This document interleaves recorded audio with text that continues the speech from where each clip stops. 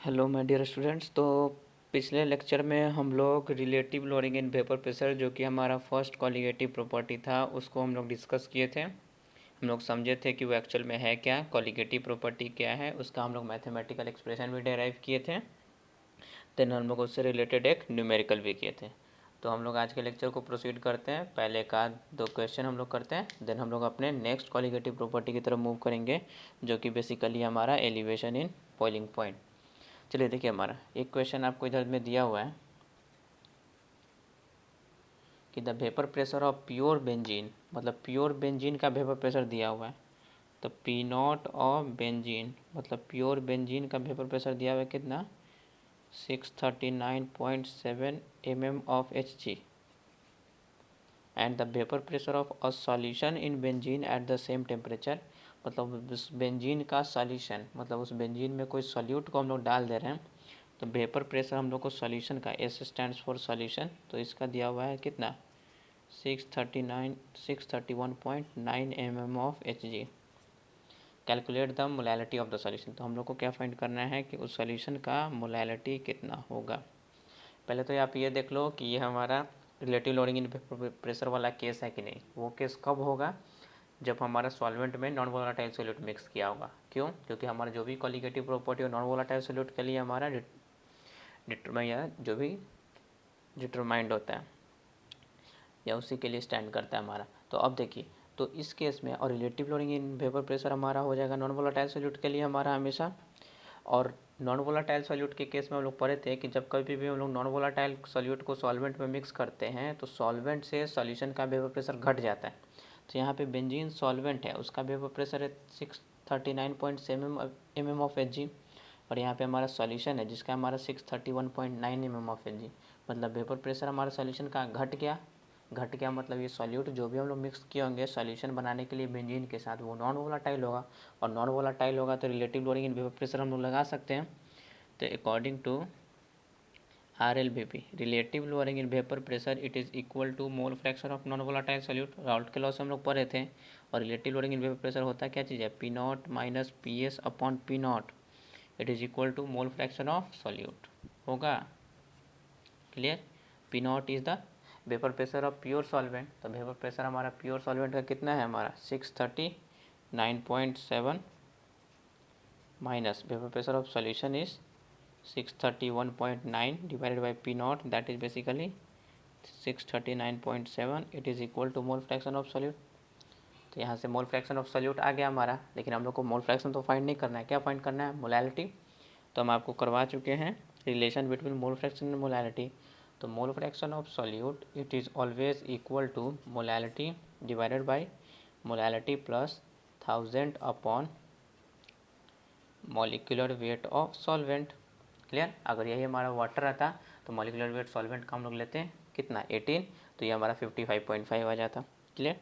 तो इस केस में मोल फ्रैक्शन ऑफ सॉल्यूट हमारा जो भी इधर से आएगा उसको हम लोग पुट कर देंगे, जो कि बेसिकली है हमारा, अगर इसको हम लोग सॉल्व करें तो ये कितना आ जाएगा, mole fraction of solute it is equals to 79, that is basically 8.8, that is 81817, that is 330 and it is 0, simple. तो 7.8 डिवाइडेड बाई 639.7, ये मोल फ्रैक्शन आ गया। तो ये आ गया basically 7.8 divided by 639.7, it is equal to molality divided by molality plus 1000 upon हमारा solvent क्या है, basically benzene. Benzene stands for, benzene मतलब हमारा क्या हो गया, C6H6, तो दैट इज बेसिकली 78 इसका मॉलिक्यूलर वेट आ गया। तो 1000 डिवाइडेड बाई 78, इसको हम लोग सॉल्व करेंगे तो हमारा एक इक्वेशन बनेगा जिसमें मोलैलिटी वेरिएबल होगा, तो उससे हमारा मोलैलिटी आसानी से फाइंड हो जाएगा। क्लियर? होप आपको ये क्वेश्चन समझ में आई होगी। तो सिंपल सा चीज़ है, जब कभी भी आपको दिख जाए कि हमारा सॉल्यूशन का वेपर प्रेशर घट रहा है सॉल्वेंट से, मतलब वो ऑलवेज केस होगा हमारा नॉन वोलेटाइल सॉल्यूट का, और नॉन वोलेटाइल सॉल्यूट का जैसे ही केस आ गया हमारा, तो उसमें हम लोग आसानी से relative loading in vapour pressure वाला एक्सप्रेशन को यूज़ कर सकते हैं। क्लियर? चलिए, एक हमारा थोड़ा सा प्रॉब्लम था, आपको अगर पिछले लेक्चर में थोड़ा सा मैं दिखाना चाहूँ, हमारा एक मिस्टेक हो गया था। हम लोग जो मोलर मास वाला एक्सप्रेशन डिराइव किए थे उसमें थोड़ा सा एक मिस्टेक था, अभी ध्यान है मुझे। उस केस में देखिए हम लोग determination of molar mass topic पढ़े थे ना, तो उसमें मोलर मास निकाल रहे थे, तो यहाँ पे हमारा थोड़ा सा एरर हो गया था कि मॉलिक्यूलर वेट ऑफ सॉल्यूट हम लोग को फाइंड करना था। अगर तो इसको इधर भेजेंगे तो ये पूरा टर्म इधर आ जाएगा, तो नीचे में वेट ऑफ सॉल्यूट लिख गया था, वो एक्चुअल में वेट ऑफ सॉल्वेंट होगा। अब थोड़ा सा उसको देख लोगे, ठीक है। चलिए, तो ये न्यूमेरिकल हम लोग किए। नेक्स्ट एक और न्यूमेरिकल हम लोग करते हैं, फिर हम लोग आगे के टॉपिक की तरफ प्रोसीड करेंगे। चलिए, तो एक क्वेश्चन आपका ये दिया हुआ है, the vapour pressure of A dilute aqueous solution of glucose is 750 mm of Hg। Aqueous solution of glucose मतलब ग्लूकोज का एक्वस सॉल्यूशन है, मतलब ग्लूकोज वाटर में डिजोल्व है, तो ऐसे सॉल्यूशन का वेपर प्रेशर है 750 mm ऑफ Hg। मतलब वेपर प्रेशर ऑफ सॉल्यूशन दिया हुआ है 750 mm ऑफ Hg। आपसे पूछ रहा है कैलकुलेट मोलैलिटी, मतलब मोलैलिटी फाइंड करना है, एंड क्या फाइंड करना है, बेसिकली मोल फ्रैक्शन फाइंड करना है। क्लियर। तो यहाँ पे तो हम लोग को सिर्फ वेपर प्रेशर किसका दिया हुआ है, सॉल्यूशन का। हम लोग को पी नॉट का वैल्यू तो नहीं दिया हुआ है, मतलब वेपर प्रेशर ऑफ सॉल्वेंट तो नहीं दिया हुआ है, और सॉल्वेंट इस केस में वाटर है। ये तो आपको दिख ही रहा होगा, क्योंकि कैसा सॉल्यूशन है, एक्वा सॉल्यूशन। तो वेपर प्रेशर सॉल्वेंट का हम लोग को खुद पता करना पड़ेगा। तो अगर आपको ध्यान होगा, जैसे आप पढ़े होंगे कि हमारे यहाँ रूम टेम्परेचर पे, इसको हम लोग फाइंड करेंगे, रूम टेम्परेचर पे एटमॉस्फेरिक प्रेशर कितना एटीएम होता है, 1 atm। 1 atm मतलब अगर mm ऑफ Hg में कन्वर्ट करें तो it is 760 mm of Hg, जो कि बेसिकली होता है। क्लियर। एटमॉस्फेरिक प्रेशर पे देखिए हमारा, हम अगर नेक्स्ट टॉपिक में हम लोग पढ़ेंगे जो कि हमारा एलिवेशन इन बॉइलिंग पॉइंट है, तो वहाँ पे हम लोग बॉइलिंग पॉइंट का डेफिनेशन पढ़ते हैं। देखिए, तो अभी हम आपको थोड़ा सा सिर्फ समझा रहे हैं पी नॉट को फाइंड करने के लिए। देखिए, बॉइलिंग पॉइंट वैसा टेम्परेचर होता है ना, बॉइलिंग पॉइंट ऐसा नहीं कि जिस टेम्परेचर पे हमारा वाटर बॉयल कर गया या कोई भी सॉल्वेंट बॉयल कर गया दैट इज़ बॉइलिंग पॉइंट, वो नहीं है correct explanation. Boiling point is that temperature at which vapour pressure of solvent becomes equal to atmospheric pressure. जिस टेम्परेचर पे सॉल्वेंट का या जिस भी हम लोग मतलब लिक्विड का हम लोग को बॉइलिंग पॉइंट डिसाइड करना है, जिस लिक्विड का वेपर प्रेशर हमारा जिस भी टेम्परेचर पे एटमॉस्फेरिक प्रेशर के बराबर में हो जाएगा, that is the boiling point. Clear. अब देखिए यहाँ पे टेम्परेचर हमारा कितना है, 373 केल्विन।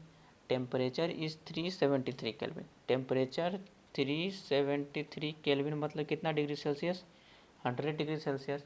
100 डिग्री सेल्सियस मतलब बॉइलिंग पॉइंट ऑफ किसका, वाटर का हो गया ना। एक्वस सॉल्यूशन हमारा 373 केल्विन पे है अभी, मतलब 100 डिग्री सेल्सियस पे, मतलब बॉइलिंग पॉइंट ऑफ वाटर। और बॉइलिंग पॉइंट ऑफ वाटर हमारा, वाटर का बॉइलिंग पॉइंट 100 डिग्री सेल्सियस का क्यों होगा, क्योंकि इसी टेम्परेचर पे वेपर प्रेशर वाटर का जो कि सॉल्वेंट है कितना के बराबर में हो जाए, एटमॉस्फेरिक प्रेशर। तो वेपर प्रेशर हम लोग को सॉल्वेंट का पता चल गया, तो पी नॉट ऑफ H2O पता चल गया ना, 100 डिग्री सेल्सियस पे कितना एटमॉस्फेरिक प्रेशर। और हम लोग यहाँ पे mm ऑफ Hg में दिया हुआ है, तो इधर से भी mm ऑफ Hg में फाइंड करेंगे, that is 760 mm of Hg। Clear. क्या बोले, समझ में नहीं आया, एक बार वापस है देखिए। इस क्वेश्चन में एक चीज़ हम लोग खुद डिसाइड करना था कि हम लोग को वेपर प्रेशर सॉल्यूशन का दिया हुआ है, एक्वस सॉल्यूशन का, जो कि 373 केल्विन पे है, तो सॉल्यूशन का वेपर प्रेशर दिया हुआ है 750। हम लोग को मोलैलिटी और मोल फ्रैक्शन फाइंड करना था, ठीक है। तो हम लोग को यहाँ पे सॉल्यूशन का तो वेपर प्रेशर पता था, जब तक सॉल्वेंट का वेपर प्रेशर नहीं पता रहेगा तब तक थोड़ी पता चलेगा हम लोग को कि यहाँ पे हमारा कौन सा वाला केस है, नॉन वोलाटाइल सॉल्यूट वाला केस है या वोलाटाइल सॉल्यूट वाला केस है। तो इसके लिए हम लोग पहले वेपर प्रेशर ऑफ सॉल्वेंट, उसके लिए आपको पहला तो हिंट दिया हुआ है कि एक्वस सॉल्यूशन, एक्वस सॉल्यूशन मतलब सॉल्वेंट आपका वाटर है। सेकेंडली टेम्परेचर है 373 kelvin.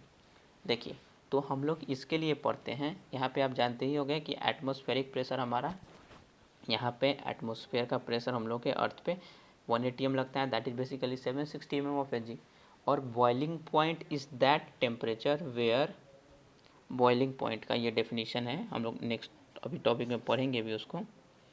Boiling point is that temperature where vapour pressure of solvent, या जिस भी लिक्विड का हम लोग को बॉइलिंग पॉइंट निकालना है वो एटमॉस्फेरिक प्रेशर के बराबर में हो जाए। क्लियर।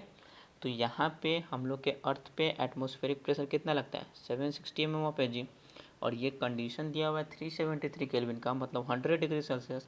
100 डिग्री सेल्सियस मतलब बॉइलिंग पॉइंट ऑफ वाटर। तो 100 degree Celsius boiling point of water कब होगा, जब वेपर प्रेशर ऑफ वाटर कितना के बराबर में हो जाए, एटमॉस्फेरिक प्रेशर। तो वेपर प्रेशर ऑफ वाटर, जो कि वाटर मतलब प्योर वाटर, एटमॉस्फेरिक प्रेशर कितना 760। तो हम लोग को पी नॉट का वैल्यू फाइंड हो गया ना,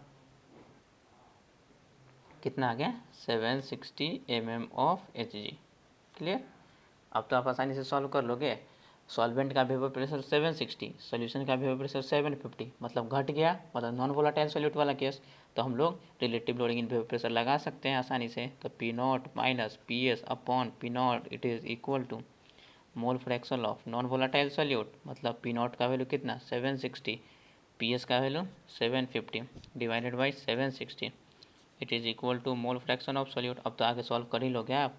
तो it is 10 divided by 760, it is equal to mole fraction of solute, इधर से इधर का कैंसिल हो गया, मतलब 1/76, it is equal to mole fraction of solute. तो जैसे ही मोल फ्रैक्शन हम लोग को निकल चुका तो मोलैलिटी फिर से निकल जाएगा। तो मोलैलिटी स्टैंड्स फॉर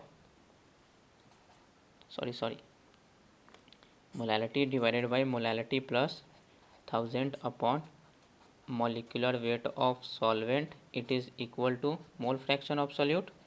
और इस केस में सॉल्वेंट हमारा क्या चीज़ है, water, aqua solution. Solvent water मतलब 18 पुट करेंगे यहाँ पे, तो ये हमारा अल्टीमेटली एक्सप्रेशन आ जाएगा molality divided by molality plus 55.5। तो मोल फ्रैक्शन ऑफ सॉल्यूट इधर से आपका आ गया, तो यहाँ से एक इक्वेशन बना के मोलैलिटी को भी फाइंड कर लेंगे। तो होप आपको ये क्वेश्चन क्लियर होगा। तो ये थोड़ा सा था क्वेश्चन, ठीक। क्वेश्चन एक्चुअल में कोई हार्ड नहीं था, इसमें सिंपली हमारा एक चीज़ हम लोग को अपने से दिमाग लगाना था, जो कि ये था, जो कि होप आपको समझ में आई होगी। क्लियर। चलिए, तो ये सब था हमारा relative loading in vapour pressure. इससे रिलेटेड हम लोग थ्योरी पार्ट भी कवर किए और 2-3 न्यूमेरिकल भी किए। बाकी न्यूमेरिकल आपके असाइनमेंट में भी होगा, तो आप उसको सॉल्व करने की कोशिश करोगे। हम लोग हमारा नेक्स्ट कॉलिगेटिव प्रॉपर्टी की तरफ मूव करते हैं। जो कॉलिगेटिव प्रॉपर्टी है हमारा एलिवेशन इन बॉइलिंग पॉइंट। और इस कॉलिगेटिव प्रॉपर्टी को बेसिकली एक और नाम दिया जाता है, दैट इज बेसिकली इब्लियोस्कोपी। क्लियर।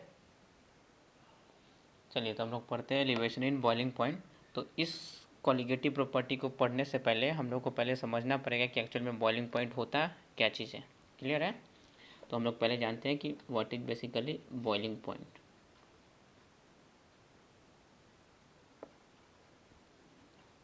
तो अभी हम आपको पीछे एक्सप्लेन कर ही चुके हैं, बट फिर से आपको वापस एक्सप्लेन करते हैं कि बॉइलिंग पॉइंट वैसा टेम्परेचर होता है, it is basically that temperature, the temperature at विच, जिस टेम्परेचर पे हमारा वेपर प्रेशर ऑफ लिक्विड, जिस भी लिक्विड का बॉइलिंग पॉइंट डिसाइड करना चाहते हो, the temperature at which vapour pressure of liquid becomes equal to the atmospheric pressure. Atmospheric pressure जिस भी टेम्परेचर पे हमारा,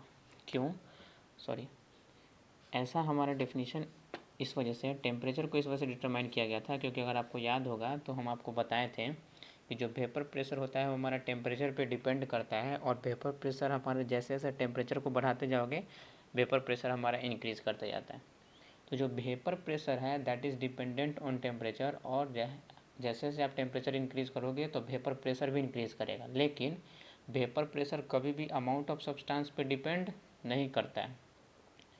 vapour pressure is not a colligative property. Relative lowering in vapour pressure is a colligative property, क्योंकि वो मोल fraction of solute के बराबर में होता है, मतलब सॉल्यूट के अमाउंट के बराबर में वो चेंज करेगा, तो relative lowering in vapour pressure change करेगा, मतलब लेकिन सॉल्यूट का अमाउंट चेंज करेगा तो वेपर प्रेशर जो भी हमारा सॉल्यूट, अगर हम लोग वोलेटाइल मानेंगे तभी ये डिस्कस करेंगे, तो सब्सटेंस का अमाउंट चेंज करेगा तो उसका वेपर प्रेशर चेंज नहीं करेगा। मतलब vapour pressure amount of substance पे डिपेंड नहीं करता है, तो vapour pressure is not a colligative property, whereas relative lowering in vapour pressure is a colligative property.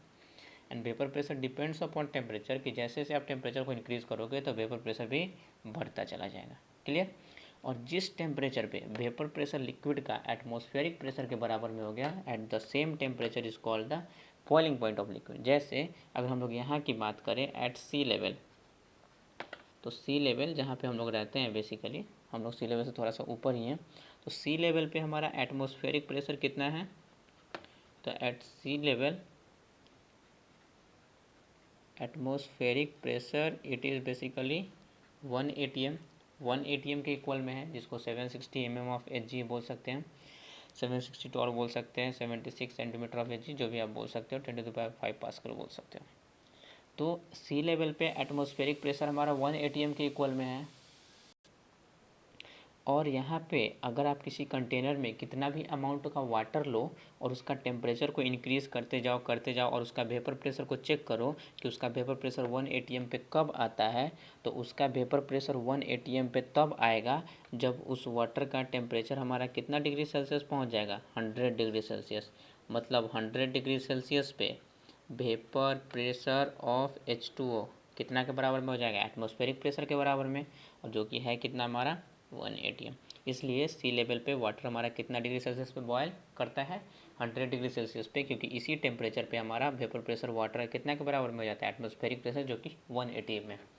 लेकिन जैसे जैसे मान लीजिए कि हम लोग अर्थ के सरफेस से ऊपर चले जा रहे हैं, तो जैसे जैसे हम लोग अर्थ के सरफेस से ऊपर की तरफ जाएंगे तो हमारे ऊपर का एटमॉस्फेयर घटता चला जाएगा, क्योंकि सबसे नीचे हैं तो पूरा का पूरा एटमॉस्फेयर का प्रेशर लग रहा है। हम 1 किलोमीटर अभी से ऊपर चले गए किसी भी चीज़ से, या सपोज करो कि हम 2 या 3 फ्लोर ऊपर चले गए, तो 2 या 3 फ्लोर जब ऊपर चले गए तो उसके नीचे का जो एटमॉस्फेयर है वो तो हमारे पे प्रेशर नहीं क्रिएट करेगा, उसके ऊपर वाला एटमॉस्फेयर ही हमारे पे प्रेशर क्रिएट करेगा। मतलब एटमॉस्फेयर का अमाउंट घट गया, जब एटमॉस्फेयर ही घट गया तो ऑब्वियसली प्रेशर भी घट गया होगा। तो प्रेशर जैसे ही घट गया होगा तो एटमॉस्फेरिक प्रेशर डिक्रीज़ कर गया। क्यों? क्योंकि एटमॉस्फेयर डिक्रीज़ कर गया तो अब वाटर 100 डिग्री सेल्सियस पे बॉयल नहीं करेगा, उससे ऑब्वियसली कम टेम्परेचर पे करेगा ना, क्योंकि एटमॉस्फेरिक प्रेशर घट गया तो टेम्परेचर भी हम लोग को कम ही चाहिए होगा, वेपर प्रेशर कम ही चाहिए होगा लिक्विड का। इसी वजह से जब हम लोग माउंटेन ये सब पे चले जाते हैं और उधर में हम लोग वाटर को बॉयल करने की कोशिश करते हैं, तो सिंस हमारा हाइट उधर में काफ़ी ऊंचा हो गया, हम लोग काफ़ी ऊंचा चले गए, तो एटमॉस्फेयर का अमाउंट काफ़ी ज़्यादा अमाउंट में घट जाता है। तो सब्सिक्वेंटली अगर एटमॉस्फेरिक प्रेशर घटेगा तो हम लोग को वेपर प्रेशर ऑफ लिक्विड भी कम ही चाहिए होगा, क्योंकि एटमॉस्फेरिक प्रेशर के बराबर में करना है, उसी टाइम पे बॉयल करना स्टार्ट कर देगा। तो वेपर प्रेशर जब कम चाहिए तो टेम्परेचर भी कम ही चाहिए होगा, क्योंकि vapour pressure directly proportional to temperature. आई बात समझ में? इसका मतलब ये हो गया कि हमारा वेपर प्रेशर जितना ज़्यादा रहेगा, कि vapour pressure sorry atmospheric pressure जितना ज़्यादा रहेगा उतना ज़्यादा वेपर प्रेशर उस लिक्विड का चाहिए होगा, जितना ज़्यादा वेपर प्रेशर चाहिए होगा उसका उतना ज़्यादा टेम्परेचर को बढ़ाना पड़ेगा, मतलब बॉइलिंग पॉइंट बढ़ जाएगा। एटमॉस्फेरिक प्रेशर जितना कम तो उतना कम वेपर प्रेशर उस लिक्विड का चाहिए बॉइलिंग पॉइंट निकालने के लिए। जब कम ही वेपर प्रेशर चाहिए तो टेम्परेचर भी कम ही लगेगा हमारा। इस वजह से जैसे जैसे हम लोग सरफेस के ऊपर जाते हैं, अर्थ के सरफेस से ऊँचा ऊपर की तरफ जाते हैं, तो हमारा बॉइलिंग पॉइंट वाटर का रेगुलरली घटते चला जाता है, because atmospheric pressure becomes less than 1 atm। तो अब हम लोग को वेपर प्रेशर भी कम चाहिए, तो इससे कम टेम्परेचर पे उतना वेपर प्रेशर मिल जाएगा, तो बॉइलिंग पॉइंट हमारा 100 डिग्री सेल्सियस से ऑब्वियसली घट जाएगा। क्लियर? आई बात समझ में? तो ये था बेसिकली बॉइलिंग पॉइंट। अब हम लोग पढ़ते हैं एलिवेशन इन बॉइलिंग पॉइंट, ये क्या है, इसको आप पहले समझोगे फिर हम लोग पढ़ते हैं। ये है फिर से वही हम आपको जस्ट अभी बता ही चुके हैं, कॉलिगेटिव प्रॉपर्टी हम लोग डिस्कस करते हैं नॉन वोलाटाइल सॉल्यूट के केस में। तो ये क्या बोलता है कि सपोज कीजिए कि आपके पास एक बीकर है,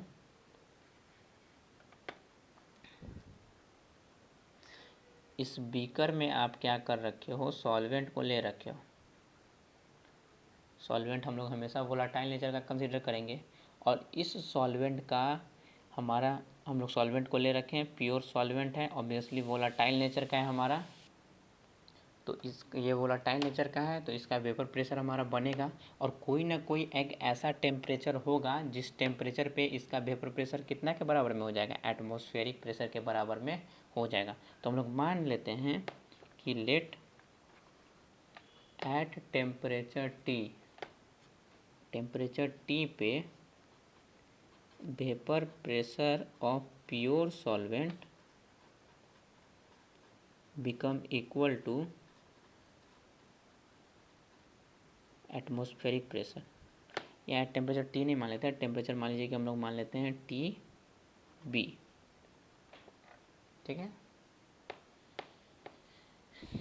हाँ ठीक है, टी बी मान लो आप, या सीधा टी ही मानो आप, टी बी छोड़ दीजिए, टी बी से हम लोग दूसरा चीज़ को रिप्रेजेंट करेंगे तो फिर आपको कन्फ्यूज़न हो जाएगी।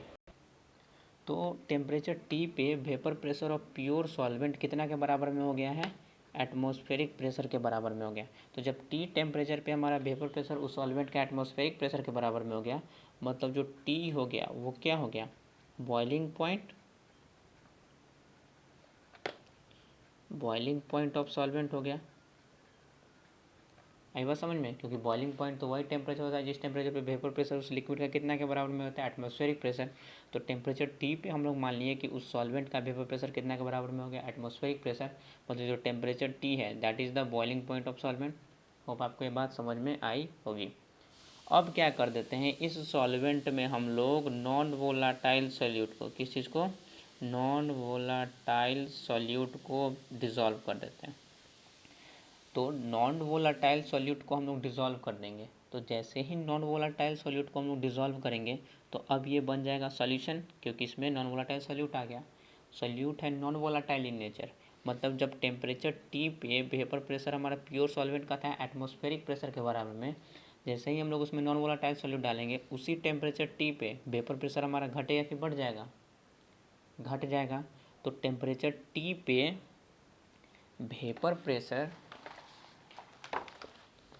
टेम्परेचर टी पे at the same temperature T की बात करें, एक बात ये कि वेपर प्रेशर ऑफ जो सॉल्यूशन बना है with the help of solvent and non volatile solute, वो हमारा घटा हुआ रहेगा एटमॉस्फेरिक से कि ज़्यादा रहेगा, तो it will be less than atmospheric pressure से वो हमारा घट जाएगा, क्योंकि हम लोग पहले ही पढ़ चुके हैं कि जैसे ही हम लोग नॉन वोलाटाइल सॉल्यूट को मिक्स करते हैं तो vapour pressure of the solution is less than the solvent, कि सॉल्वेंट का पहले जितना वेपर प्रेशर होगा उससे सॉल्यूशन का वेपर प्रेशर हमारा घट जाएगा। इसका मतलब ये हो गया कि वेपर प्रेशर ऑफ सॉल्यूशन हमारा क्या हो जाएगा, एटमॉस्फेरिक प्रेशर से घट जाएगा। क्यों, क्योंकि टेम्परेचर टी पे वेपर प्रेशर प्योर सॉल्वेंट का कितना के बराबर में, एटमॉस्फेरिक प्रेशर। अब सॉल्यूट डाल दिए तो पक्का वेपर प्रेशर घटेगा, एटमॉस्फेरिक प्रेशर तो उतना ही रहेगा ना हमारा। इसका मतलब वेपर प्रेशर जो सॉल्यूशन बन गया इन दोनों कॉम्बिनेशन से, उसका वेपर प्रेशर हमारा एटमॉस्फेरिक प्रेशर से घट गया। अब अगर सॉल्यूशन का हम लोग को बॉइलिंग पॉइंट निकालना है, तो अगर सॉल्यूशन का हम लोग को बॉइलिंग पॉइंट निकालना है तो सॉल्यूशन का बॉइलिंग पॉइंट वो टेम्परेचर होगा जिस टेम्परेचर पे वेपर प्रेशर उस सॉल्यूशन का एटमॉस्फेरिक प्रेशर के बराबर में हो जाए, होगा या नहीं होगा। तो और वो टेम्परेचर हमारा इससे कम होगा कि ज़्यादा होगा, टी टेम्परेचर से कम होगा कि ज़्यादा होगा।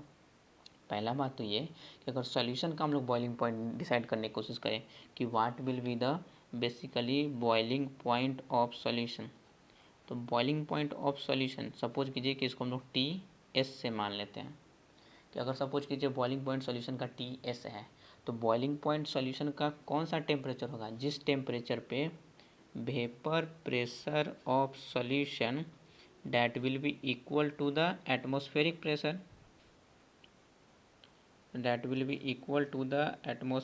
प्रेशर, जिस टेम्परेचर पे वेपर प्रेशर सॉल्यूशन का एटमॉस्फेरिक प्रेशर के बराबर में हो जाए, क्योंकि बॉइलिंग पॉइंट वो टेम्परेचर होता है जिस टेम्परेचर पे वेपर प्रेशर कितना के बराबर में होता है, एटमॉस्फेरिक प्रेशर के बराबर में। और इस टी टेम्परेचर पे फिलहाल vapour pressure of solution atmospheric pressure से कम है, और हम लोग को वेपर प्रेशर ऑफ सॉल्यूशन को एटमॉस्फेरिक प्रेशर के बराबर में करना है, मतलब वेपर प्रेशर ऑफ सॉल्यूशन को क्या करना पड़ेगा, बढ़ाना पड़ेगा। वेपर प्रेशर ऑफ सॉल्यूशन कैसे बढ़ेगा, टेम्परेचर के बढ़ाने से कि घटाने से। तो टेम्परेचर जैसे जैसे हम लोग इसका इंक्रीज़ करेंगे, तो टेम्परेचर इंक्रीज़ करेंगे तो और ज़्यादा सॉल्वेंट हमारा क्या हो जाएगा, वेपर स्टेट में कन्वर्ट होगा, तो वेपर ज़्यादा बनेगा तब ना प्रेशर ज़्यादा क्रिएट होगा।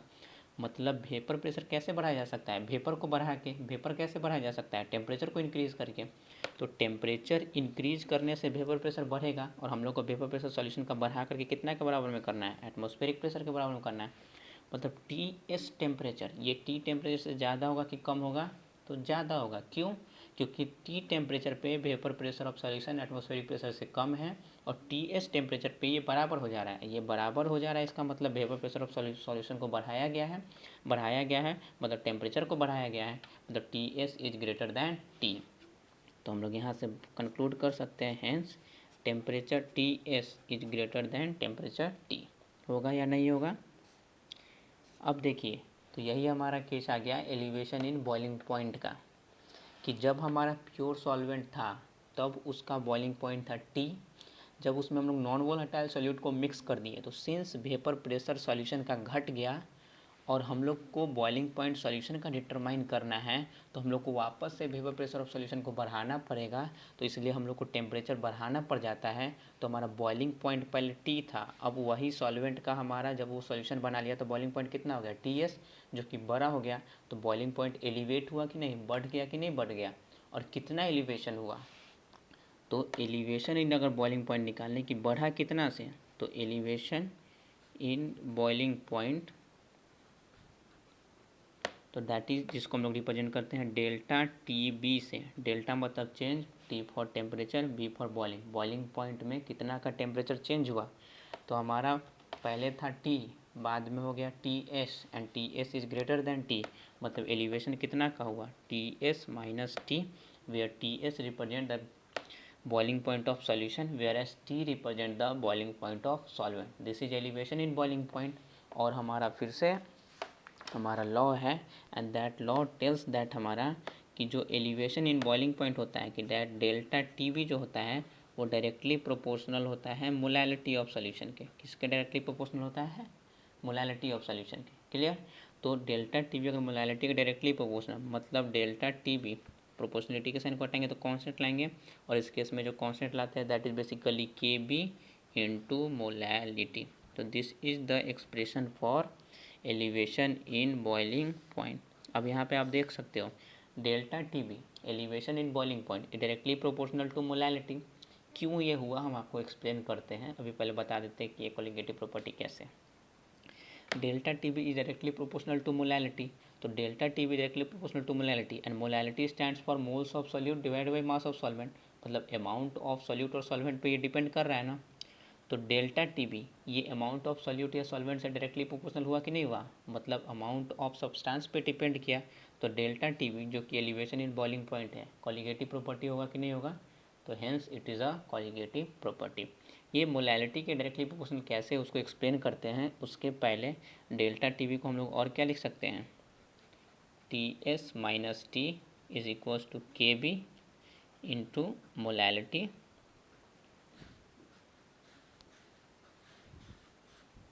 where टी एस रिप्रेजेंट्स, ध्यान रखना है, बॉइलिंग पॉइंट ऑफ सॉल्यूशन, वैसा सॉल्यूशन जिसमें नॉन वोलाटाइल सॉल्यूट हम लोग मिक्स कर चुके हैं। T represents boiling point of pure solvent, सिर्फ सॉल्वेंट का boiling point. K B is constant, जिसको हम लोग बोलते हैं, कोई सा भी कांस्टेंट बोल सकते हैं, boiling point elevation constant, boiling point elevation constant, या इस पूरे प्रोसेस को हम लोग इब्लियोस्कोपी बोले थे ना, तो इस कांस्टेंट को हम लोग और भी बोल सकते हैं इब्लियोस्कोपिक कांस्टेंट। कौन सा कांस्टेंट, इब्लियोस्कोपिक कांस्टेंट। और मोलैलिटी, तो मोलैलिटी है जिसको हम लोग जानते हैं moles of solute divided by mass of solvent in KG. Clear. तो ये आपको समझ में होपफुली आया होगा। अब हम लोग देखते हैं कि यहाँ पे elevation in boiling point molality के डायरेक्टली प्रोपोर्शनल क्यों हो गया। पहले तो उसके पहले हम लोग को जानना पड़ेगा कि what is molality. Molality stands for what, इधर हम लोग देख लेते हैं। Molality stands for moles of solute divided by weight of solvent in kg, and moles of solute stands for weight of solute divided by molecular weight of solute।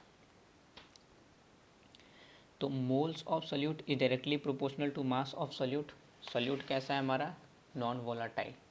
तो आप ज़रा सोचो कि नॉन वोलाटाइल सॉल्यूट को हम लोग solvent में डालते हैं तो वेपर प्रेशर सॉल्यूशन का घट जाता है हमारा। क्लियर, ठीक है। अब जितना ज़्यादा नॉन वोलाटाइल सॉल्यूट को हम लोग मिक्स करेंगे, वेपर प्रेशर सॉल्यूशन जो बनेगा उसका उतना घट जाएगा। वेपर प्रेशर सॉल्यूशन का जितना ज़्यादा घट जाएगा उतना ही ज़्यादा वेपर प्रेशर हम लोग को बढ़ाना पड़ेगा एटमॉस्फेरिक प्रेशर के बढ़ाने के लिए। अब हम लोग एटमॉस्फेरिक प्रेशर के बराबर में करने के लिए इसको जितना ज़्यादा बढ़ाएंगे वो कब बढ़ेगा, जब टेम्परेचर हमारा उतना ज़्यादा होगा, मतलब टी का वैल्यू उतना ज़्यादा, टी का वैल्यू जितना ज़्यादा, सॉल्वेंट का तो हमारा टेम्परेचर सेम ही रह जाएगा बॉइलिंग पॉइंट, टी जितना ज़्यादा होगा तो डेल्टा टी का वैल्यू उतना ही ज़्यादा होगा कि नहीं होगा। तो वेट ऑफ सॉल्यूट जितना बढ़ा हमारा वेपर प्रेशर ऑफ सॉल्यूशन उतना ही घट जाएगा, क्योंकि हमारा सॉल्यूट के मिक्स करने से, नॉन वोलेटाइल सॉल्यूट के मिक्स करने से वेपर प्रेशर घटता है। तो वेट ऑफ सॉल्यूट जितना ज़्यादा बढ़ा वेपर प्रेशर सॉल्यूशन का उतना घटा। हम लोग इसके इंक्रीज़ की बात कर रहे हैं। वेपर प्रेशर सॉल्यूशन का जितना घटेगा एटमॉस्फेरिक प्रेशर के बराबर में करने के लिए उसको उतना बढ़ाना पड़ेगा। जितना ज़्यादा हम लोग बढ़ाएंगे उतना हाइयर टेम्परेचर रिक्वायर होगा, क्योंकि टेम्परेचर के इंक्रीज़ करने से हम लोग वेपर प्रेशर को इंक्रीज़ कर पा रहे हैं। टी का वैल्यू उतना ज़्यादा आ जाएगा, टी का वैल्यू जितना ज़्यादा तो एलिवेशन इन बॉइलिंग पॉइंट उतना हमारा क्या चीज़ ज़्यादा। अब देखिए, तो वेट ऑफ सॉल्यूट को बढ़ाने से एलिवेशन इन बॉइलिंग पॉइंट ज़्यादा आ गया, और weight of solute directly proportional to mole of solute, और mole of solute directly proportional to molality. मतलब elevation in boiling point directly proportional to amount of solute, और amount of solute directly proportional to molality. मतलब elevation in boiling point directly proportional to molality. हुआ कि नहीं हुआ? Clear? तो समझ में आई बात? तो ये हमारा था केस। तो समझ में आया? सिंपली सा केस है कि हम लोग सॉल्वेंट लेते हैं, उस केस में जब हम लोग नॉन वोलाटाइल सॉल्यूट को मिक्स कर देते हैं तो वेपर प्रेशर सॉल्यूशन का घट जाता है। तो अब उस सॉल्यूशन का बॉइलिंग पॉइंट निकालने के लिए हम लोग को एटमॉस्फेरिक प्रेशर के बराबर में करना पड़ेगा। तो सिंस वेपर प्रेशर घट गया है इसलिए उसको वापस हम लोग बढ़ाते हैं। तो बढ़ाने के लिए टेम्परेचर हम लोग को इंक्रीज़ करना पड़ेगा। तो टेम्परेचर इंक्रीज़ किए, तो शुरुआत में था टेम्परेचर समथिंग टी, बाद में इंक्रीज़ करके हम लोग टी कर दिए, मतलब बॉइलिंग पॉइंट हमारा क्या हो गया, बढ़ गया।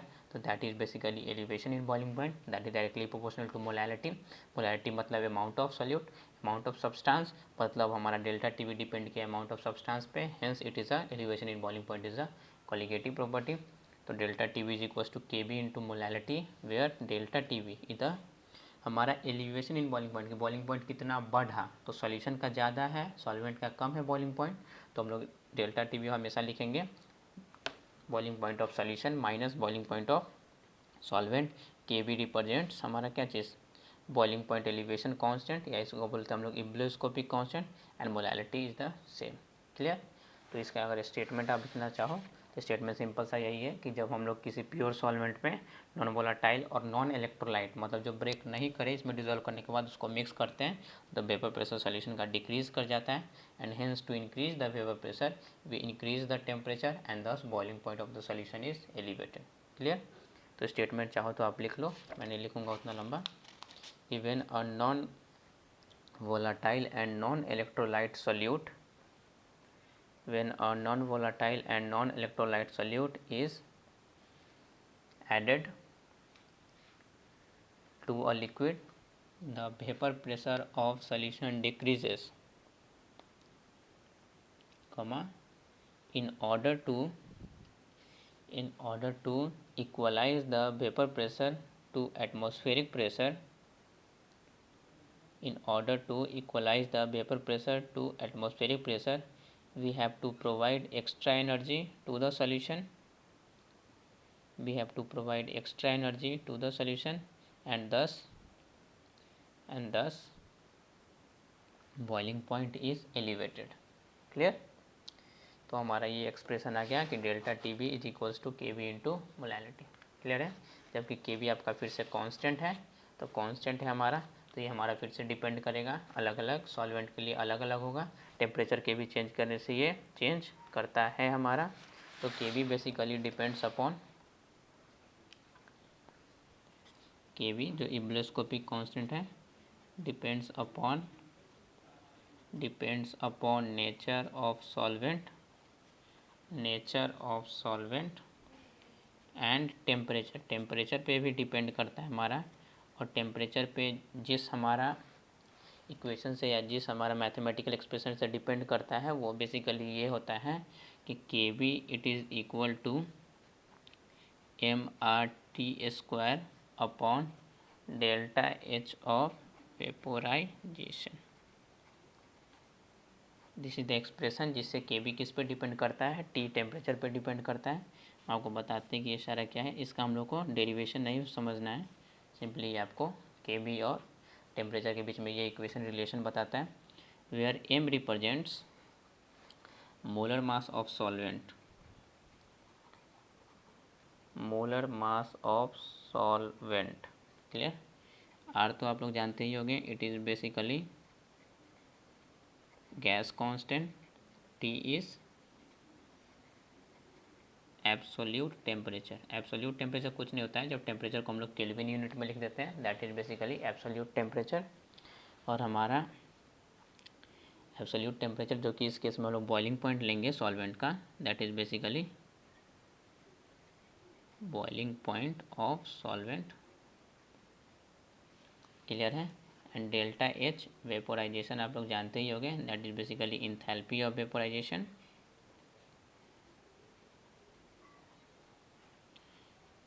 कि हम आप पढ़े ही होंगे कि 1 मोल हमारा लिक्विड को या सॉल्वेंट को वेपर स्टेट में कन्वर्ट करने के लिए जितना एनर्जी का रिक्वायरमेंट होता है, that is basically enthalpy of vaporisation. तो इस रिलेशन पे डिपेंड करता है। केबी का रिलेशन हम लोग लैटेंट हीट के भी टर्म्स में गेन कर सकते हैं। और लैटेंट हीट बेसिकली होता क्या चीज़ है हमारा, लैटेंट हीट होता है हमारा कि जितना हीट हम लोग को, आप पढ़े भी हो गए कि स्टेट के चेंज के टाइम जितना हीट लगता है, that is basically latent heat. तो पर यूनिट मास के लिए हमारा जितना हमारा हीट का रिक्वायरमेंट होता है for state change, so latent heat is basically defined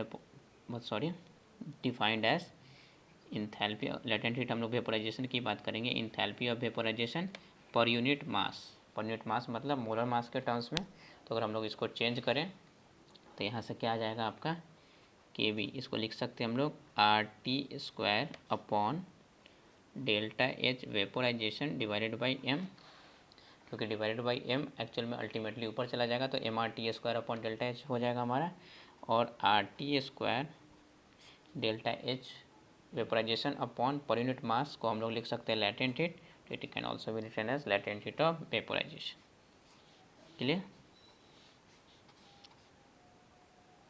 तो हमारा कुछ नहीं आया, तो हम लोग ये समझें कि हमारा क्या होता है एलिवेशन इन बॉइलिंग पॉइंट। क्यों होता है बॉइलिंग पॉइंट एलिवेट कर जाता है, क्योंकि वेपर प्रेशर सॉल्यूशन का घट जाता है। और वहाँ से K B nature of solvent पे डिपेंड करेगा, मतलब सॉल्वेंट चेंज करेंगे तो वो चेंज करेगा, एज वेल एज हमारा टेम्परेचर पे, जिसका हमारा ये रिलेशन है M R T square upon delta H of vaporisation, जहाँ पे सारा कुछ का मीनिंग पता ही है। एंड हमारा अगर हम लोग लैटेंट हीट की बात करें तो L B is basically latent heat दो टाइप का होता है, latent heat of fusion and vaporisation. इस केस में बॉइलिंग पॉइंट की बात कर रहे हैं तो it will be latent heat of vaporisation. जब हम लोग बात करेंगे फ्रीजिंग पॉइंट का तो उस केस में फ्यूजन। क्लियर है बात समझ में। आप यहाँ से चाहोगे तो के बी का यूनिट भी डिटरमाइन कर सकते हो, तो हम लोग उसको भी डिस्कस कर लेते हैं, यूनिट ऑफ के बी या यूनिट ऑफ इब्लोस्कोपिक कांस्टेंट। क्लियर। के बी होता है क्या चीज़ है, पहले तो हम लोग लिख लेते हैं। हम लोग का भी आया था कि delta T B it is equal to K B into molality. Delta T B stands for क्या चीज़ हमारा एलिवेशन इन बॉइलिंग पॉइंट, मतलब बॉइलिंग पॉइंट कितना बढ़ा तो टेम्परेचर के डिक्रीज़ को ये बताता है। तो यहाँ से के बी हम लोग क्या लिख सकते हैं, K B can be written as delta T B divided by molality. Clear. Delta T B तो ये चेंज इन टेम्परेचर को बताता है, तो इसका यूनिट तो हमारा क्या हो जाएगा केल्विन डिवाइडेड बाई मोलैलिटी का हम लोग को यूनिट निकालना पड़ेगा। तो molality stands for moles of solute per unit weight of solvent. Clear. हम लोग ऐसा यूनिट में ले रहे हैं तो इसको केल्विन, तो वेट ऑफ सॉल्वेंट को मान लीजिए केजी में ले लेते हैं। तो मोलैलिटी का यूनिट क्या हो गया, ऊपर में मोल हो गया, नीचे से हमारा क्या चला गया वेट ऑफ सॉल्वेंट केजी ऊपर में चला गया, तो हमारा हो गया मोल पर केजी, मतलब नीचे है मोलैलिटी तो ये हो जाएगा मोल पर केजी। पर केजी ये ऊपर जाएगा तो पॉजिटिव, मोल जाएगा तो निगेटिव, तो अल्टीमेटली क्या आ गया केल्विन। मोल ऊपर निगेटिव केजी पॉजिटिव, तो मोल केल्विन केल्विन केजी पर मोल। क्लियर। तो this is the unit of KB ebullioscopic constant. Kg inverse में तो ऊपर जाएगा तो पॉजिटिव हो जाएगा, ये पॉजिटिव है तो ऊपर जाएगा तो निगेटिव हो जाएगा, तो mole inverse kelvin kg mole inverse, this is the unit of K B. Clear है। होप आपको ये चीज़ समझ में आई होगी। तो थोड़ा सा कॉम्प्लिकेटेड नहीं है, सिंपल है, बट आप एक दो बार अच्छे से देखोगे तो समझ में आ जाएगा। अब हम लोग इसका कर्व भी प्लॉट करके देखते हैं, इसका कर्व भी हमारा इम्पॉर्टेंट है और कर्व को समझना भी ज़रूरी है। देखिए कर्व पहले मैं आपको ड्रॉ कर लेता हूँ, फिर आपको एक्सप्लेन करूँगा अच्छे से।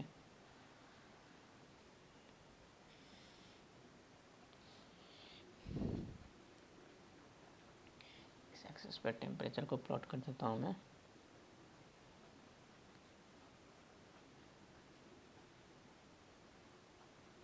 इस एक्सिस पे हम लोग वेपर प्रेशर को प्लॉट कर दिए। क्लियर? पहले मैं आपको कर्व को प्लॉट कर लेता हूँ, फिर आपको मैं एक्सप्लेन कर दूंगा इस कर्व को।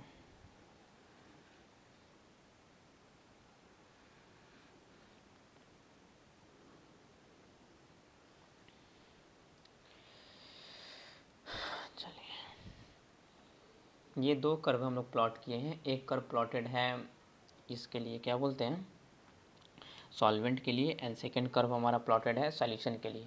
तो इन दोनों कर्व में से आपसे अगर पहले हम दिखते हैं कि ये कौन सा कर्व सॉल्वेंट के लिए, कौन सा कर्व सॉल्यूशन के लिए, तो आपको एक पार्टिकुलर टेम्परेचर मान लीजिए, सपोज कीजिए कि ये टेम्परेचर, और ये टेम्परेचर आप मान लो कि ये टेम्परेचर है, ये टी है। टी हम लोग माने थे क्या चीज़, boiling point of, T stands for boiling point of solvent या लिक्विड, और टी भी हम लोग स्टैंड किए थे, टी बी और sorry T S stands for boiling point of solution. तो सपोज कीजिए कि ये टेम्परेचर टी है, तो यह टेम्परेचर अगर टी है तो इस टेम्परेचर पे सॉल्वेंट, ये टेम्परेचर हमारा बॉइलिंग पॉइंट ऑफ सॉल्वेंट है, मतलब एट टेम्परेचर टी या at T vapour pressure of solvent ये इक्वल टू किसके होगा, एटमॉस्फेरिक प्रेशर के बराबर में होगा, क्योंकि बॉइलिंग पॉइंट होता है जिस टेम्परेचर पे हमारा वेपर प्रेशर कितना के बराबर में हो जाए, एटमॉस्फेरिक प्रेशर। तो इस टेम्परेचर टी की अगर हम लोग बात करें तो इस टेम्परेचर पे ये कर्व कौन से पॉइंट पे कट कर रहा है, इस पॉइंट पे, मतलब एक वेपर प्रेशर का मैग्नीट्यूड आपका ये आ गया, और इस पॉइंट को ये कट कर रहा है यहाँ पे, मतलब एक वेपर प्रेशर ये आ गया। क्लियर? तो इन दोनों में से कोई एक वेपर प्रेशर हमारा होगा सॉल्वेंट का, जो कि एटमॉस्फेरिक प्रेशर के बराबर में होगा, क्योंकि ये बॉइलिंग पॉइंट है। तो अब हम लोग लेकिन ये नहीं पता है कि ये वेपर प्रेशर हमारा सॉल्वेंट का वेपर प्रेशर है कि ये वेपर प्रेशर सॉल्वेंट का वेपर प्रेशर है, जो कि एटमॉस्फेरिक प्रेशर के बराबर में होगा। तो उसके लिए हम लोग को सॉल्यूशन का भी देखना पड़ेगा। तो अब देखिए बॉइलिंग पॉइंट ऑफ सॉल्वेंट पे टेम्परेचर टी जो बॉइलिंग पॉइंट ऑफ सॉल्वेंट था, उस केस में हमारा सॉल्वेंट का vapour pressure at the same temperature solution का वेपर प्रेशर किसका कम था, सॉल्यूशन का कम था, क्योंकि सॉल्यूशन में नॉन वोलेटाइल सॉल्यूट को मिक्स किए थे तो वेपर प्रेशर घट गया था। आपको मैं दिखलाता भी हूँ, पीछे पढ़ाया हूँ। At a temperature T vapour pressure of pure solvent equal to atmospheric pressure के, और उसी टेम्परेचर टी पे वेपर प्रेशर ऑफ सॉल्यूशन कम है, मतलब सॉल्यूशन का वेपर प्रेशर एटमॉस्फेरिक प्रेशर से कम और इसका बराबर, मतलब किसका वेपर प्रेशर ज़्यादा है, प्योर सॉल्वेंट का ज़्यादा है उसी टेम्परेचर पे, और उसी टेम्परेचर पे सॉल्यूशन का कम है। तो इस टेम्परेचर पे यहाँ पे वेपर प्रेशर का मैग्नीट्यूड ज़्यादा है, क्योंकि ऊपर जाते तो ज़्यादा बढ़ता है, यहाँ पे कम है, मतलब ये हो गया वेपर प्रेशर ऑफ किसका, हमारा सॉल्वेंट। तो सॉल्वेंट का वेपर प्रेशर को सपोज कीजिए कि हम लोग रिप्रेजेंट कर दे रहे हैं इस केस में पी से, this P represent vapour pressure of solvent, और ये वेपर प्रेशर हमारा बेसिकली हो गया vapour pressure of solution. Clear? तो मतलब ये कर्व हमारा, इस कर्व, ये कर्व पे हम लोग जो प्रेशर चेक किया वो सॉल्वेंट का आ गया, मतलब ये कर्व बेसिकली किसको रिप्रेजेंट कर रहा है, सॉल्वेंट को, और ये हमारा सॉल्यूशन का, मतलब ये कर्व रिप्रेजेंट कर रहा है सॉल्यूशन को। क्लियर? कर्व समझ में आया? कर्व कुछ नहीं किए, दो कर्व है हमारा, एक सॉल्वेंट का एक सॉल्यूशन का, डिटरमाइन कर रहे हैं हम लोग कि कौन सा कर्व सॉल्वेंट का है, कौन सा कर्व सॉल्यूशन का है। तो उसके लिए सिंपल है, हम लोग बॉइलिंग पॉइंट सॉल्वेंट का ले लेते हैं। तो उस बॉइलिंग पॉइंट वाले टेम्परेचर पे सॉल्वेंट का तो वेपर प्रेशर एटमॉस्फेरिक प्रेशर के बराबर में होगा, लेकिन इसी टेम्परेचर पे वेपर प्रेशर ऑफ सॉल्यूशन क्या होगा, that will be less than atmospheric pressure, हम लोग पढ़ चुके हैं पीछे। तो एटमॉस्फेरिक प्रेशर से कम, तो कहाँ पे वेपर प्रेशर कम है, ये सॉल्यूशन का कम होगा और इसका ज़्यादा होगा, तो कहाँ पे हमारा कम है, तो ये वाला कम है, मतलब ये कर्व सॉल्यूशन को रिप्रेजेंट कर रहा है और ये कर्व किसको रिप्रेजेंट कर रहा है, सॉल्वेंट को। अब देखिए, तो यहाँ जो ये वेपर प्रेशर पी आया, यही वेपर प्रेशर हमारा इस टेम्परेचर पे है, मतलब यही वेपर प्रेशर पी फिलहाल के लिए कितना के बराबर में है, एटमॉस्फेरिक प्रेशर, क्योंकि टेम्परेचर टी पे वेपर प्रेशर ऑफ सॉल्वेंट कितना के बराबर में, atmospheric pressure, vapour pressure solvent का आया पी, तो यही एटमॉस्फेरिक प्रेशर के बराबर में होगा। तो इस सॉल्यूशन का भी एटमॉस्फेरिक प्रेशर के बराबर में जहाँ पे वेपर प्रेशर आएगा, क्योंकि वेपर प्रेशर एटमॉस्फेरिक प्रेशर के बराबर में है, तो वो जिस टेम्परेचर पे आएगा वो टेम्परेचर होगा क्या चीज़, boiling point of the solution, और ये टेम्परेचर है बेसिकली हमारा T S, that is basically boiling point of solution. क्या हम बोले आपको, ये बोले कि ये तो समझ में आया कि ये कर्व सॉल्वेंट का, ये कर्व सॉल्यूशन का, ये कर्व सॉल्वेंट का है और ये T उसका बॉइलिंग पॉइंट है, मतलब इस टेम्परेचर पे सॉल्वेंट का जो वेपर प्रेशर होगा सो एटमॉस्फेरिक प्रेशर के बराबर में होगा। अब सॉल्यूशन का भी हम लोग को बॉइलिंग पॉइंट निकालना है, तो सॉल्यूशन का बॉइलिंग पॉइंट इस टेम्परेचर पे तो कम है, तो इसका वेपर प्रेशर हम लोग को बढ़ाना पड़ेगा। तो सॉल्यूशन का जिस टेम्परेचर पे वेपर प्रेशर कितना के बराबर में हो जाएगा, एटमॉस्फेरिक प्रेशर के बराबर में हो जाएगा, और एटमॉस्फेरिक प्रेशर P है। तो इस पे देखते हैं कि सॉल्यूशन के कर्व को कहाँ कट कर रहा है, तो इस पॉइंट पे कट कर रहा है, और इस पॉइंट पे टेम्परेचर को हम लोग चेक किए तो TS आ गया। मतलब ये TS क्या चीज़ है, बॉइलिंग पॉइंट ऑफ सॉल्यूशन, जो कि T से ज़्यादा है कि कम है, राइट साइड मूव कर रहे हैं तो ज़्यादा ही है ना, तो T हमारा आ गया boiling point of solvent, TS क्या आ गया, बॉइलिंग पॉइंट ऑफ सॉल्यूशन, और इन दोनों के बीच का जो चेंज आ गया that is the elevation in boiling point delta TB। Curve से भी हमारा क्लियर है, आई बात समझ में आया। तो ये कर्व बेसिकली रिप्रेजेंट कर रहा है एलिवेशन इन बॉइलिंग पॉइंट के, हमारा बॉइलिंग पॉइंट क्या हो गया, एलिवेट हो चुका है। वापस से एक बार कर्व को आपको मैं एक्सप्लेन करता हूँ, इंपॉर्टेंट कर्व है, दिखता कुछ ज़्यादा नहीं है बट कॉन्सेप्ट है, इसको आप बार बार देखोगे समझोगे तभी आपको याद रहेगा, नहीं तो फिर गड़बड़ हो जाएगा।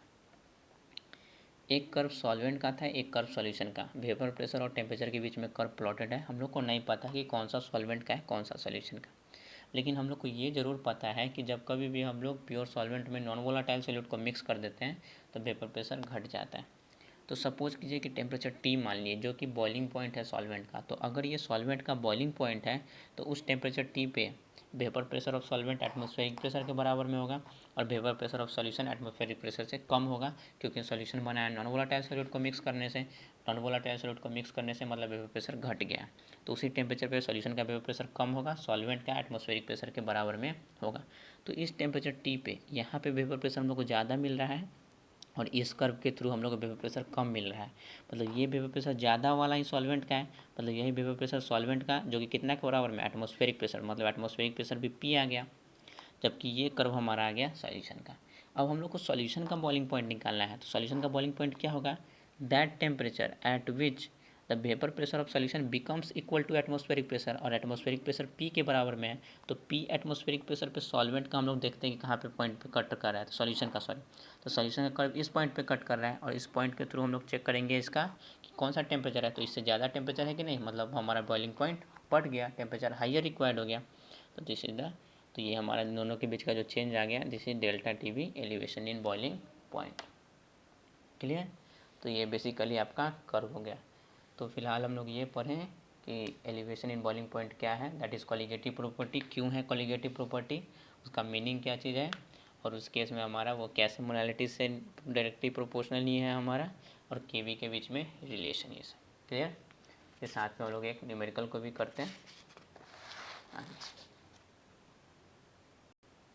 न्यूमेरिकल करने से पहले हम आपको ये भी बता चुके हैं कि कोई भी कॉलिगेटिव प्रॉपर्टी है मेरा, तो उसका मेन एप्लीकेशन है determination of molar mass of solute. Solute हम लोग जानते नहीं है कि कौन सा सॉल्यूट को मिक्स किए हैं, और उसका हम लोग मोलर मास निकालते हैं। तो इस केस में भी हम लोग डेल्टा TB के हेल्प से, मतलब एलिवेशन इन बॉइलिंग पॉइंट के हेल्प से मोलर मास ऑफ सॉल्यूट को डिटरमाइन कर लेते हैं। तो एक टॉपिक इसमें कर लेते हैं, फिर हम लोग प्रॉब्लम्स करेंगे इस पर। Determination of molar mass, clear, आसान है, आप भी निकाल सकते हो, ज़रूरत नहीं कि मैं निकलवाऊँ आपको, आप भी कर सकते हो। क्या आया था हमारा रिलेशन कि delta TB it is equal to KB into molality. Now delta TB हम लोग को मोलर मास सोल्यूट का निकालना है, it is equal to KB, molality को लिख सकते हैं हम लोग moles of solute divided by weight of solvent in kg। कोई प्रॉब्लम?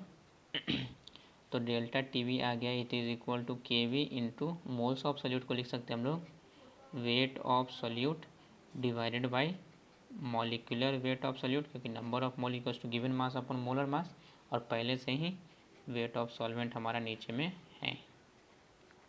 हम लोग को यही निकालना है मॉलिक्यूलर वेट ऑफ सोल्यूट, तो इसको इस तरफ भेज देते हैं, बाकी सारे को इस तरफ, मतलब यहाँ से आ गया molecular weight of solute it is equal to, ऊपर में क्या आ गया KB into weight of solute divided by, इधर में डेल्टा TB नीचे आ जाएगा, तो डिवाइडेड बाई डेल्टा TB मतलब एलिवेशन इन बॉइलिंग पॉइंट, और पहले से क्या चीज़ है weight of solvent in kg पहले से।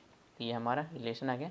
फिर से आपको इसको याद रखने की ज़रूरत नहीं है, हम लोग याद नहीं रखेंगे क्योंकि बहुत कॉम्प्लिकेटेड फार्मूला इतना याद नहीं, ये मेन फार्मूला याद रखना है, तुरंत इससे कैलकुलेट हो जाएगा। तो ये बेसिकली था आपका determination of molar mass. Clear. तो आइए हम लोग एक प्रॉब्लम करते हैं इस पर रिलेटेड। तो प्रॉब्लम है आपका the boiling point elevation constant for benzene is 2.53 kelvin kg पर mole. Boiling point elevation constant दे दिया, मतलब केबी का वैल्यू दे दिया है, that is basically 2.53 kelvin kg पर mole. The boiling point of benzene is ये, तो आपको टेम्परेचर दे दिया है बॉइलिंग पॉइंट बेंजीन का, T of benzene that is basically 80.3 degree Celsius. Determine the boiling point of solution, मतलब हम लोग को टी सॉल्यूशन फाइंड करना है कि ये कितना होगा। When 5 gram of non volatile solute, मतलब मास ऑफ सोल्यूट आपको दिया हुआ है 5 ग्राम, जिसका मॉलिक्यूलर वेट भी सोल्यूट का दिया हुआ है आपको, molecular weight of solute is 180 gram, is dissolved in 15 gram of benzene, मतलब मास ऑफ सॉल्वेंट आपको दिया हुआ है बेंजीन जो कि है बेसिकली 15 ग्राम। सिंपल सा है, हम लोग यूज़ कर लेते हैं। सेम दिख रहा है आपको, नॉन वोलेटाइल सॉल्यूट दे दिया है, के बी ये सब दिया है, मतलब हम लोग यूज़ करेंगे delta T B is equals to K B into molality. तो हम लोग अभी जस्ट पढ़े हैं कि delta T B it is equals to K B into molality. Delta T B हम लोग पहले फाइंड कर लेते हैं, तो delta T B it is equal to K B का वैल्यू दिया हुआ है 2.53। मोलैलिटी तो पहले कैलकुलेट करना पड़ेगा, molality stands for moles of solute divided by mass of solvent in KG. तो पहले आप उसको निकाल लो मोलैलिटी को अलग से। तो molality stands for moles of solute, और मोल्स ऑफ सॉल्यूट होता है weight of solute divided by molecular weight of solute. ये तो हो गया moles of solute divided by mass of solvent in KG. तो मास ऑफ सॉल्वेंट ये तो पहले से होगा, ठीक है। तो वेट ऑफ सॉल्यूट कितना है 5 ग्राम, ग्राम में, ठीक है। मॉलिक्यूलर वेट सॉल्यूट का कितना 180, और मास ऑफ सॉल्वेंट कितना है 15 ग्राम में दे दिया है। तो केजी में कन्वर्ट करेंगे हम लोग, तो 1000 से डिवाइड करेंगे, जो 1000 अल्टीमेटली ऊपर में चला जाएगा। तो इट इज़ 10 से 10 कैंसिल आउट, 5 3 जा 15, तो it is 100 upon 18 into 3। I think it is clear. चलिए पुट कर दीजिए, it is equal to 100 upon 18 into 3। तो इसको सॉल्व करेंगे तो हमारा डेल्टा टी भी आ जाएगा।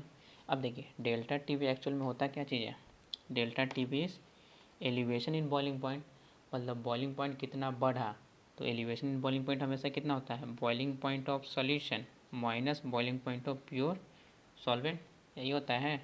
डेल्टा टी वी का वैल्यू आ गया हमारा 2.53 into 100 divided by 18 into 3, it is equal to boiling point solution का हम लोग को निकालना है, T solution minus boiling point solvent का दिया हुआ है। अगर आप यहाँ पे देखने वाली बात यहाँ पे एक ये भी है आपका, क्योंकि यहाँ पे दिया हुआ है आपको किस चीज़ में, के वी दिया हुआ है केल्विन में, और यहाँ पे आपको बॉइलिंग पॉइंट इसका दिया हुआ है डिग्री सेल्सियस में। तो आप चाहो तो इसको डिग्री सेल्सियस में कन्वर्ट कर लो, या फिर नहीं भी कन्वर्ट करोगे तो सेम ही आएगा। क्यों, क्योंकि हमारा जो इंक्रीज़ या डिक्रीज़ इन जितना सेल्सियस होता है उतना ही हमारा केल्विन में भी इंक्रीज होता है। जैसे 273 kelvin is equal to 0 degree Celsius, तो 1 डिग्री सेल्सियस मतलब 274 केल्विन। तो ये सेल्सियस में भी 1 बढ़ा तो केल्विन में भी 1 बढ़ा, तो इंक्रीज डिक्रीज सेम है, तो केल्विन और डिग्री सेल्सियस का इंक्रीज डिक्रीज सेम है। तो आप इसको डिग्री सेल्सियस में भी ले सकते हो, बाकी केल्विन में भी ले सकते हो, उससे भी कोई फ़र्क नहीं पड़ता है। तो आंसर आपका केल्विन में आ जाएगा, वापस से उसको डिग्री सेल्सियस में आप कन्वर्ट कर सकते हो। 80.3 डिग्री सेल्सियस, इसको सॉल्व कर दोगे तो यहाँ से आपका बॉइलिंग पॉइंट ऑफ सॉल्यूशन आ जाएगा, समथिंग जो भी वैल्यू आएगा। क्लियर। तो आज का लेक्चर काफ़ी इंपॉर्टेंट था, और इसमें हम लोग इंपॉर्टेंट क्वालिटेटिव प्रॉपर्टी को भी पढ़े हैं। हम लोग आज का लेक्चर स्टार्ट किए थे एलिवेशन इन बॉइलिंग पॉइंट से, क्या होता है बॉइलिंग पॉइंट नहीं होता है, एलिवेशन इन बॉइलिंग पॉइंट कैसे सॉल्यूशन को डिस्क्राइब किया जाता है, जिसमें नॉन वोलेटाइल सॉल्यूट होता है। इस केस में हमारा रिलेशन भी आता है delta T B equal to K B into molality, और डेल्टा टी बी होता है हमारा boiling point of solution minus boiling point of solvent. उसके बाद हम लोग के बी का फैक्टर भी पढ़ते हैं, K B nature of solute solvent और टेम्परेचर पे डिपेंड करता है, और K B equal to M R T square upon delta H of vaporisation. यहाँ पे आप एक चीज़ गौर करोगे, जो मोलर मास लेते हैं हम लोग सॉल्वेंट का, डेट इज इन केजी। अगर ग्राम में है तो उसको हम लोग केजी में कन्वर्ट कर देंगे, तो 1000 से डिवाइड कर देंगे। क्लियर। ये हम लोग पढ़ते हैं। फिर लैटेंट हीट के टर्म्स में K V is equals to R T square upon latent heat of vaporisation. अगर ये भी यहाँ पे अगर लैटेंट हीट में यहाँ पे मास अगर ग्राम में होगा तो इसको भी हम लोग 1000 से डिवाइड करके ही सॉल्व करेंगे। देन हम लोग के वी पढ़े, यूनिट ऑफ के वी केल्विन के जी पर मोल। देन हम लोग उसके बीच का कर्व पढ़े और एक डिटर्मिनेशन ऑफ मोलर मास जो कि हर कॉलिगेटिव प्रॉपर्टी की एप्लीकेशन है। फिर हम लोग एक न्यूमेरिकल किया। तो आज का लेक्चर काफ़ी इंपॉर्टेंट था, तो आप इसको अगर नहीं है तो एक दो बार रिवाइंड करके भी अच्छे से देखोगे। जो चीज़ नहीं समझ में आप उसको पूछ भी सकते हो। तो नेक्स्ट लेक्चर हम लोग कुछ क्वेश्चन इसका करेंगे, देन हम लोग प्रोसीड करेंगे हमारा नेक्स्ट कॉलिगेटिव प्रॉपर्टी की तरफ। Okay, thank you.